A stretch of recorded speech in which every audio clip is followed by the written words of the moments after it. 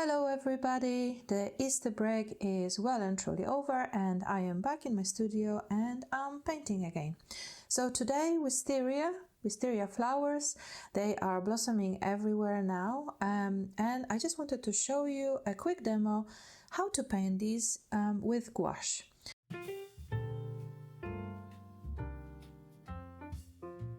Both of these sketches have been done with gouache. This one is more in a watercolor style. This one is more of a kind of opaque gouache with using the white gouache style. And I haven't done a demo on this kind of technique for a while, so I thought I'm going to show you this one today. So if you want to learn the watercolor style, please let me know and I record another tutorial how to use gouache like a watercolor. So what you need is obviously gouache paint. I'm using Winsor Newton, but you can use whatever you have.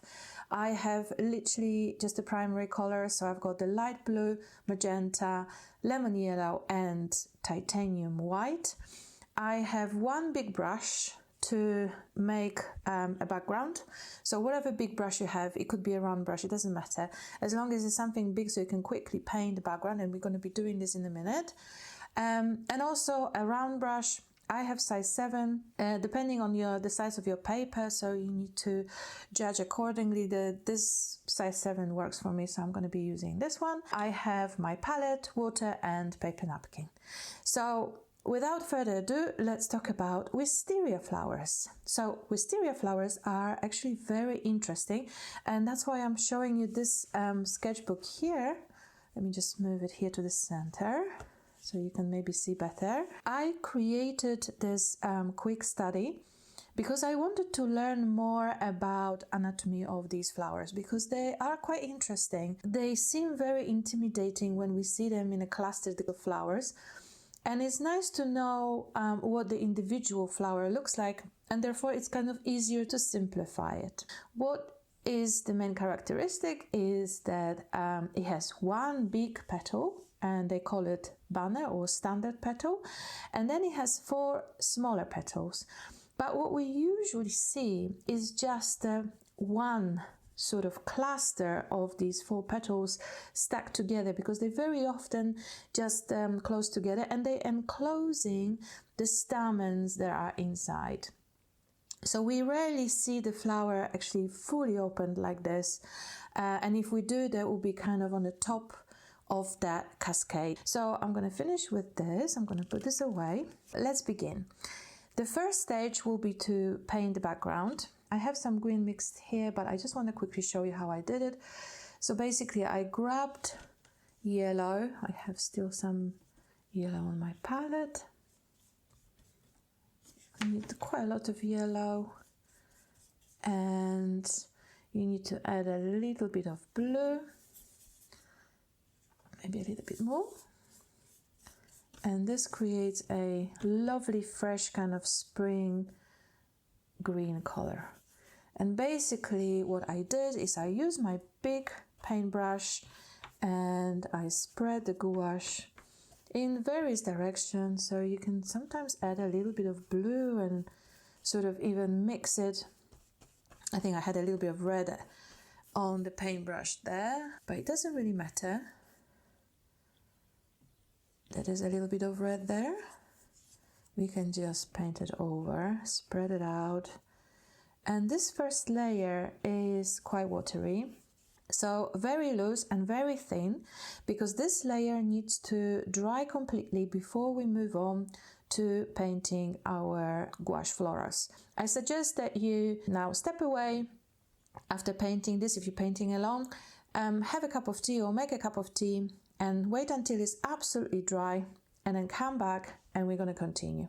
Also, when you're waiting for your background to dry, you can mix your colors. So what we need is very deep dark purple color, and the best way to mix the vibrant purple is to use magenta red, which is a lot more pinkier than kind of like a standard red. So you will see that even after adding blue, I'm adding light blue, or it's called primary blue, in the Winsor and Newton set. I want this to be quite purple. So as you can see, it's very, very vibrant, and this is what I was after. Now I'm going to clean my brush completely, and then I'm going to load quite a lot of white on my palette as well. So we need to add a little bit of white to our first hue to create the opaque kind of look of the paint. And now I'm going to use the purple mix that we created here, and I'm going to add it to white. So I want to create a kind of like a light purple here. The colors mixed with white tend to dry darker. So although this looks very, very pale at the moment, it's not going to be very pale after it dries on the page. So let me show you. I am not going to sketch because I have this sketch as a reference. So I'm going to start with the open flowers at the top of the branch. So what I noticed when I was practicing is that the best way to paint the banner or the standard petal is to make some kind of like almost like a circle. And I'm just going to continue and create all of these circles. The ones that are on the side are a little bit narrower. So as you can see, they round on this side, but a little bit narrower on this side. Flowers in nature overlap, so I want to make sure that my petals also overlap to create a kind of more realistic look.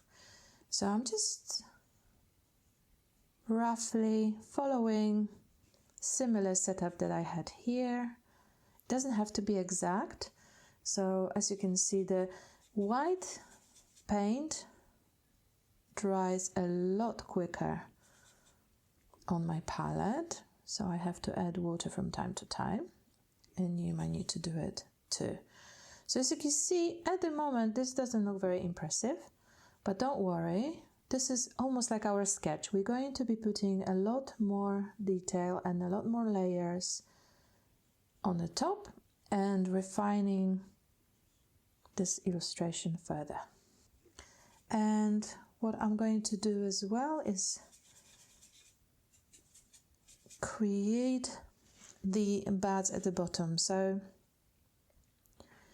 I'm imagining that this branch is hanging this way, so perhaps one of these are going to be here, and then maybe this way, another one here, and here, and let's do another one here too. And this way we're filling up the space. So we have the kind of base layer. It doesn't look pretty, I appreciate that, but it's going to get better. So next layer, I'm going to add more white, and I'm just going to go again with another layer.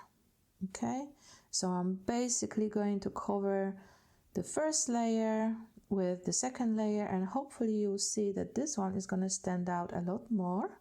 So I noticed that also Wisteria petals have a little bit of yellow. It's not a lot, it's just a touch of yellow in the middle of the big petal. And I'm just going to add this small details to my main petals.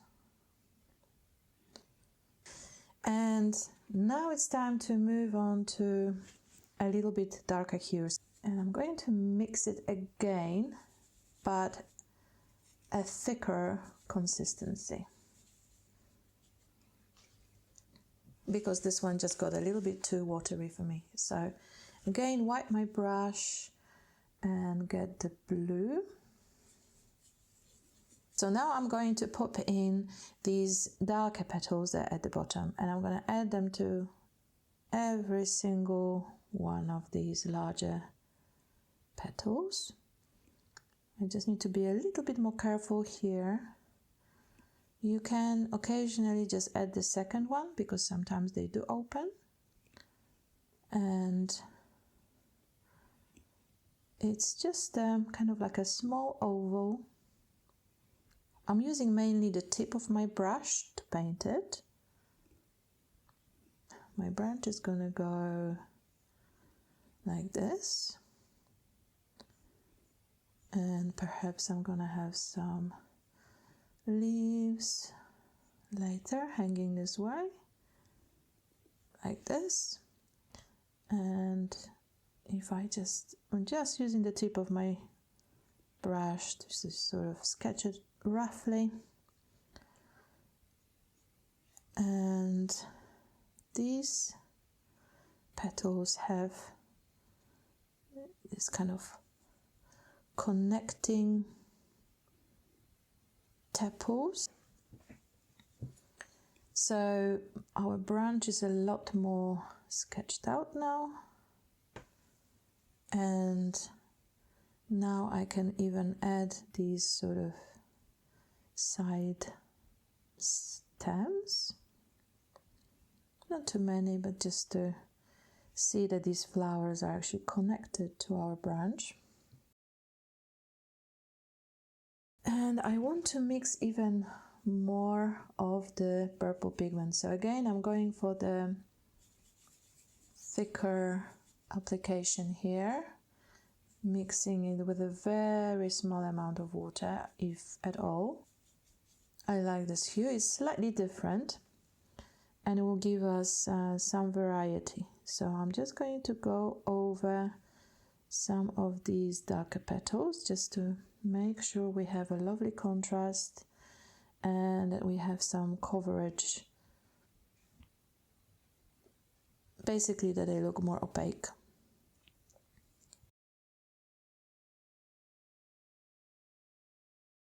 Okay, so we have pretty much our darkest darks.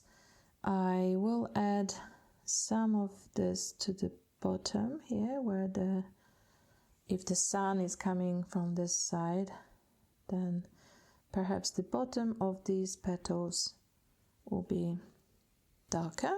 So I'm just going to add this to the bottom here and there. I am going to mix a lighter hue again. As you can see, I've added a little bit more white now.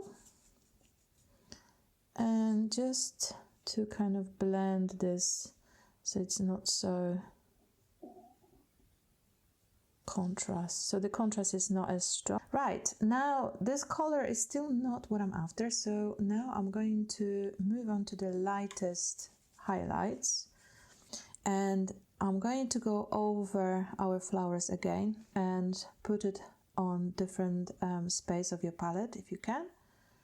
And then you can gradually mix it with more water as needed. That's the main characteristic of gouache, that we have to control the amount of water.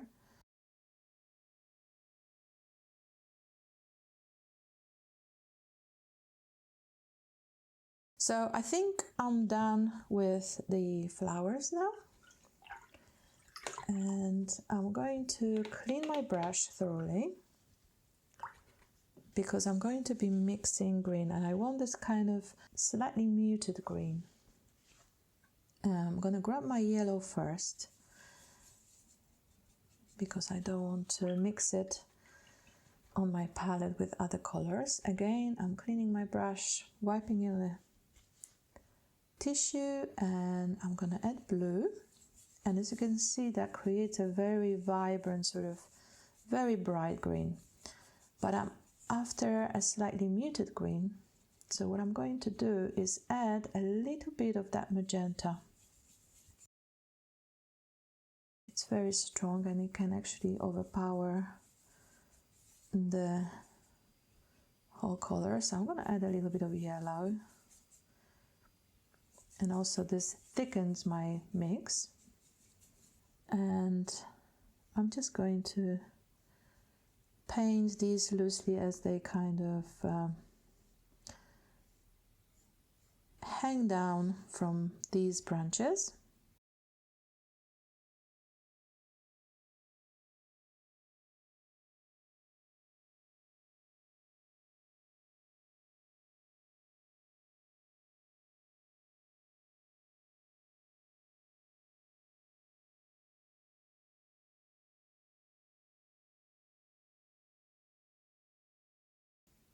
I don't want to get in too much detail on the leaves, but I do want to add a little bit of a highlight. And what I normally do is I just grab some of the white. I don't want to add too much water, so I'm literally just to create a kind of muted but also lighter color. And I'm going to use this now on the top. So this is it for today, my friends. I hope you were able to paint along with me, or you may be going to paint next time you watch this video. I would love to hear any comments you have and any questions. I will get back to you. And also, if you like this type of content and if you would like to see my future videos, then don't forget to subscribe. Okay, I'll see you next time. Bye!